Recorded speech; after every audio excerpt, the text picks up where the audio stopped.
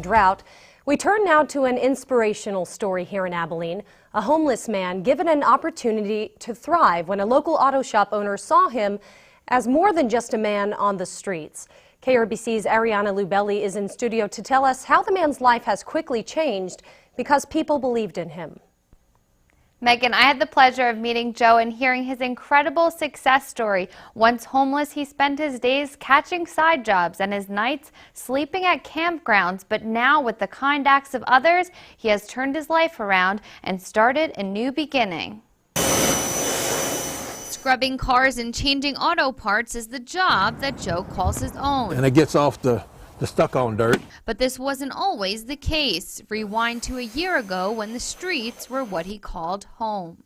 He told them, who's ever staying there, ain't no ordinary homeless person. Far from ordinary, Joe wanted to make a bold change in his life, but knew he needed the help of others. Probably just good timing on both our parts, I imagine.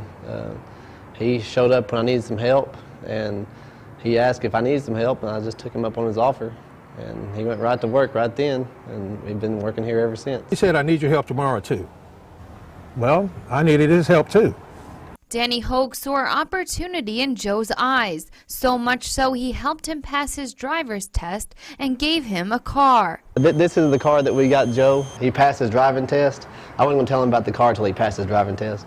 But anyway, so as we left there, I drove by where the car was at and asked me if he liked that car. He said, "That's a nice car." I said, "Well, that's going to be your car." Joe attributes his life turnaround to selfless acts like these. Without the people that's willing to help, then I couldn't do anything. He figured out what he needed, and then the people along the way, like I, helped facilitate him achieve what it is that he needed. These kind people just tell the stories of what they did without realizing they changed the life of Joe. Joe is off the streets now and has 2 solid jobs and has even rented out his own place to live. He says his last few paychecks have went to fixing up his new car. Live in studio, Ariana Lubelli, KRBC News. All right, Ariana, thank you. A great story.